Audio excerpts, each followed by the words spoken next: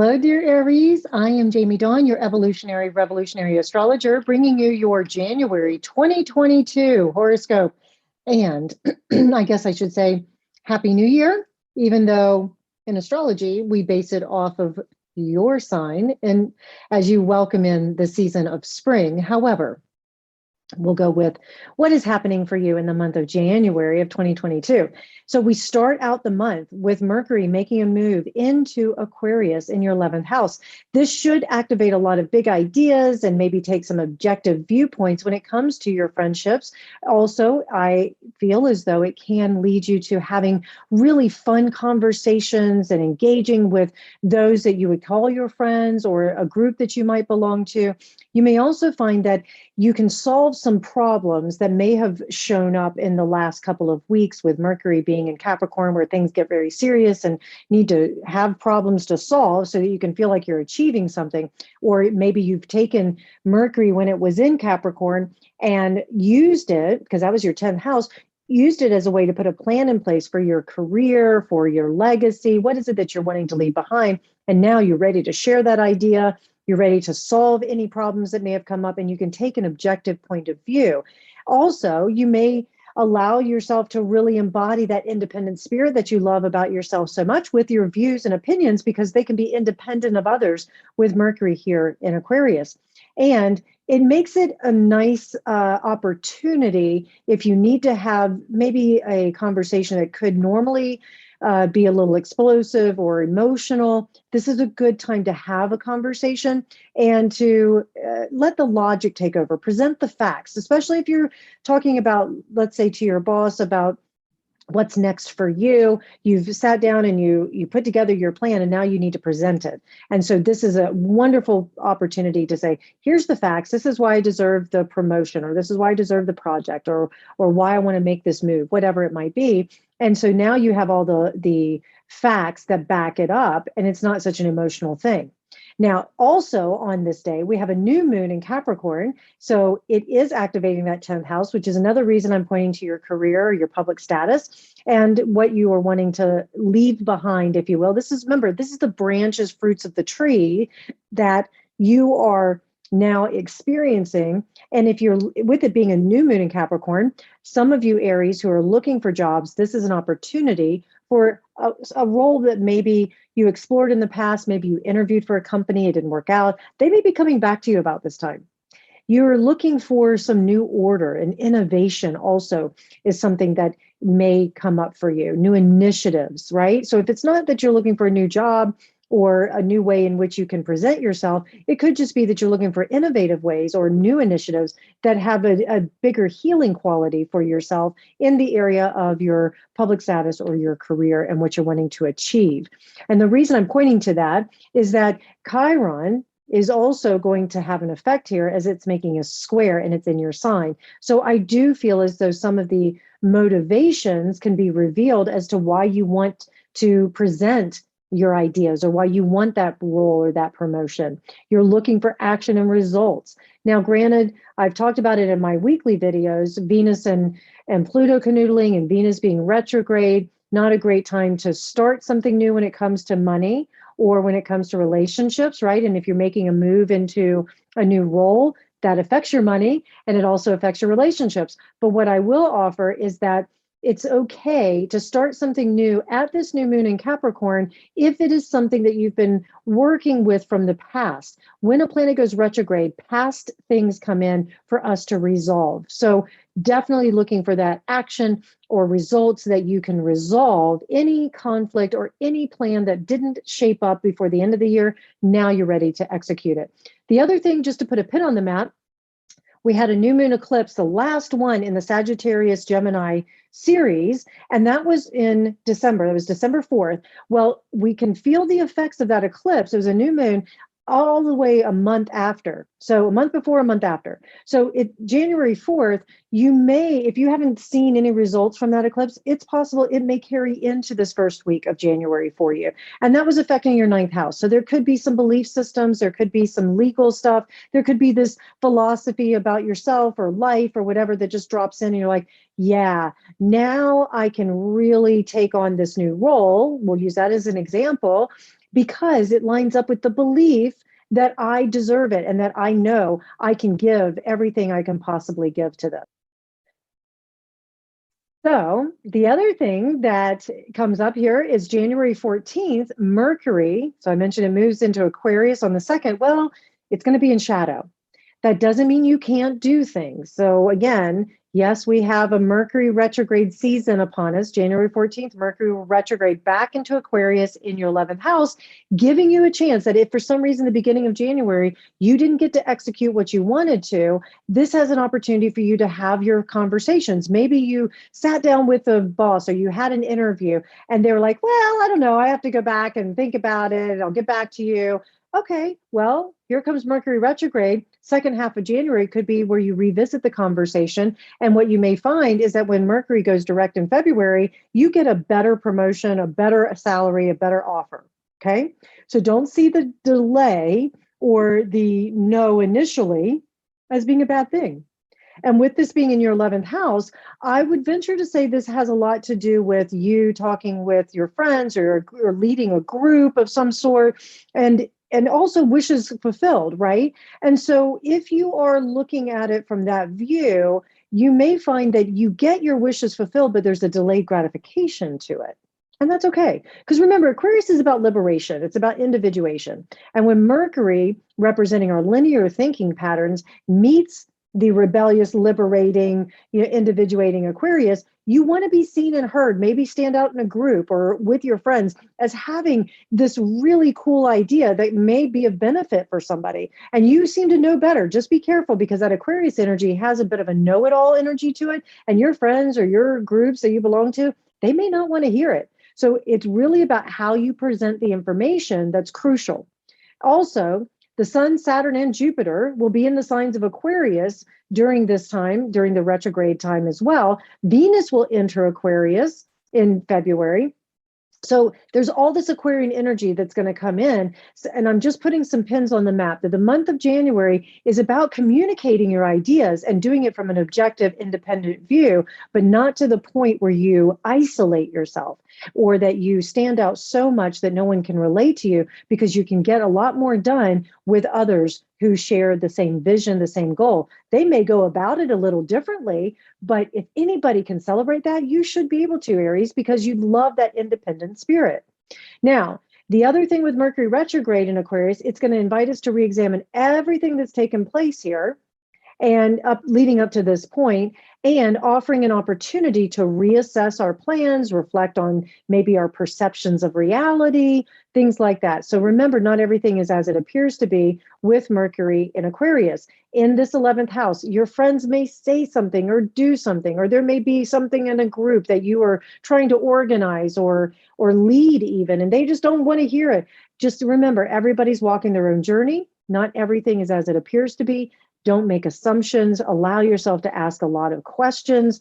This is a great opportunity to dive deep into ourselves and to become more self-aware, maybe the way that we habitually perceive reality.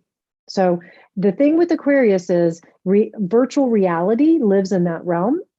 So remember, our perception shapes our reality. And that's what we get an opportunity to revisit, redo, and things like that. Now, we have a full moon in Cancer on January 17th. This is going to be active in your 4th and 10th house. So any feelings around home and family, private life, ancestors, past, patriotism, of course, we're thinking about what's happening with the world and the pandemic and how that is affecting the way you show up in the world. This is a great full moon for releasing any stuck energy that has made you feel a little insecure about who you are, where you belong, the kind of people and places that you belong to. It's a culmination of the promise of fulfillment that we started at the new moon. So if you set intentions, if you started a new job, or if you started a conversation at the new moon, this full moon in Cancer gives you a chance to just kind of wrap it up and see some of the fruits of your labor. It's a perfect time to celebrate what you've overcome in the last year, as well as start something new and be intuitive. Really trust your intuition. Let your emotions emote during this full moon in Cancer, because the Cancer sign is ruled by the moon. So this is that full moon energy that brings in security, that brings in a sense of nurturing and belonging. Give yourself permission to nurture the things that and people that make you feel most at home with yourself, the ones that celebrate yourself. If there is some reason that you've held on to any toxic relationships or anything from your home that may have you've been struggling with because it just hasn't felt in alignment with you, this could be a time where you're like, I need to let this go and I need to find something else to do. Now, the other thing I will say, Uranus is our planet right now that is still retrograde as I'm recording this video, but it will go direct on the 18th. So we'll have all planets direct towards the second half of January. This is activating your second house. So if you feel a little stuck financially, or you feel a little stuck in your personal possessions, your personal values, or you've been doing a lot of internalizing around that, going, okay, I have all the material things I need and I have the income that I want. Now what I'm ready to share it with others. I'm ready to put myself out there and I can do it suddenly. Like maybe you've been thinking about a family member or friend who could use your generosity or could use something tangible, maybe a teaching, maybe there's a support material, whatever it might be, something physical. Could be literally that you give them clothes, right? You're donating clothes to somebody who may need them, or you take them shopping, you buy them clothes. But this is where you get to express your values in the way that you do it, and it can be of great benefit for others. And it may surprise them even. And especially with that 11th house being really active, I feel like it's more like a friend. Like you may help a friend out who may be in need of something financially from you, or just may need your wisdom that you share. January 19th, the sun will move into Aquarius. And this offers more energy in that 11th house. And of course, it is in this mentally active social sign of Aquarius. And the 11th house is all about the social aspect. And that's why the friends and groups and larger community at whole has a tendency, that's the expression in that 11th house. And so what you're going to be looking at is being able to have places that energize you, where you can share your ideas with like-hearted, like-minded people. And you may be inspired to write or speak with a group, or you may decide that you're ready to take a little trip somewhere. I know Mercury's retrograde, just expect delays, give yourself opportunities to be able to, laugh a little bit, keep your sense of humor, which I know Aries, you can do well. And it also gives you a chance to step back and to just look at things from the individual view versus the collective view, and realize that every living thing on earth is valuable and it's connected.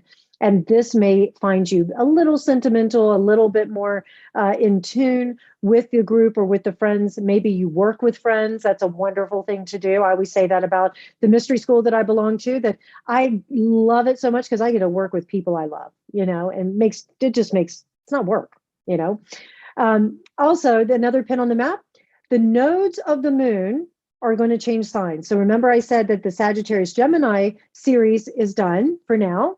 Happens every 18, 19 years. Now we're moving, or actually 9 years, but I won't go into that right now. But anyways, we're going to have Taurus and Scorpio now as the nodes change into these signs on the 18th as well. And this is affecting your 8th and 2nd houses. And so what you're going to be looking at for the next 18 months, this means we're going to have eclipses. Anytime there's a node involved, and it's next to the sun or moon, we're working with the eclipse.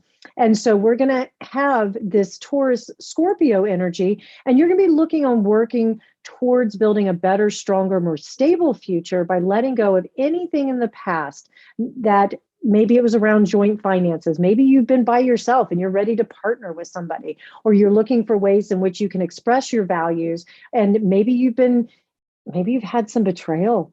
Maybe there's this really deep sense of pain in your life with someone that just walked away, or that they said something, or they withheld something from you. This is an opportunity for deep healing and deep transformation. And if you're willing to practice really going into your senses and trusting them, then you can decide, where's the investment? I can forgive, but do I need to keep investing in this particular relationship? Or do I need to keep investing in this particular area of my life? Patience and not forcing things is something else that you're going to have to look at. So if you're wanting to make an investment, you're wanting to get a loan, you're wanting to deepen your bond with somebody, you may need to just keep taking your time and not forcing it, practicing present moment awareness. I'll talk more about the nodes in my weekly videos, but I just want to put a pin on the map that for the next 18 months, your second and eighth houses are going to be affected. And it's inviting you for forgiveness, for patience, for building something strong and stable, and watch out for any power struggles or obsessions that may show up. Mars enters Capricorn. Yay! The reason I say that, this happens January 24th. The reason I'm celebrating Mars in Capricorn, it loves, excuse me, it loves being in Capricorn. It's exalted in Capricorn, and it's in your 10th house, which is telling me, Aries, if you are working on something, it's what gives you meaning and purpose in life. It's that expression that you do in order to create your reputation, in order to leave a legacy for your family, your friends, whatever, your community. So with Mars and Capricorn, Mars feels completely comfortable. It loves to work hard. It burns the midnight oil. It is stopping at nothing to achieve what it needs to achieve. So if you've started something or you've turned your attention towards this is what I want to focus on, we'll find the energy to do it, and it will build something over time with your reputation and your success. Granted, 10th house is also success failure, but the Mars and Capricorn energy gives you an extra boost to be able to say, it doesn't matter how many times I have fallen, it's how many times I get back up. We've heard that expression many times.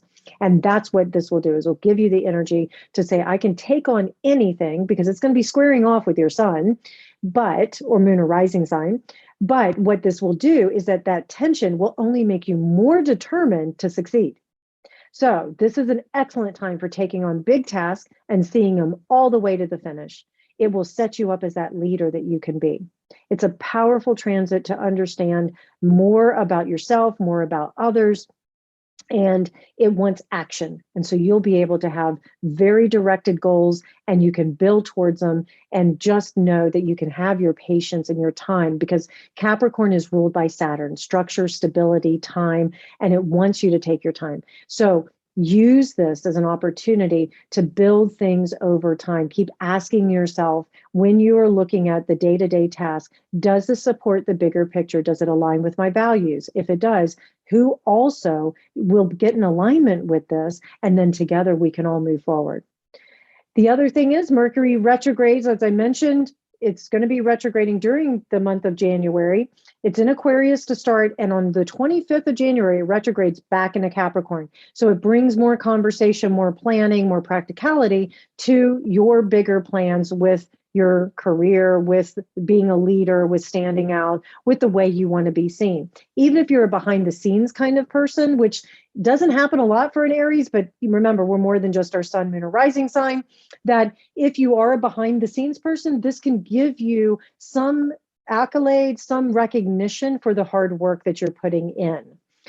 The other thing is we've got January 29th, Venus will move direct. It will station and go direct in your 10th house. So the entire month of January, Venus is still working in a retrograde pattern, and she doesn't move out of shadow until the end of February. But regardless, Venus direct is a good thing. So anything that you may have felt delayed in your finances, your values, your relationships can now move forward. I will say, Aries, that with Venus and Pluto canoodling in that 10th house, there may have been power struggles with you and somebody in authority. Maybe your authority was challenged. And with Venus direct, you may have this sort of separating who actually was loyal, who betrayed you. And you may have some things that you have to remove because it doesn't support the bigger picture, or it doesn't support where you're wanting to take yourself or the company, if you own a company, things like that.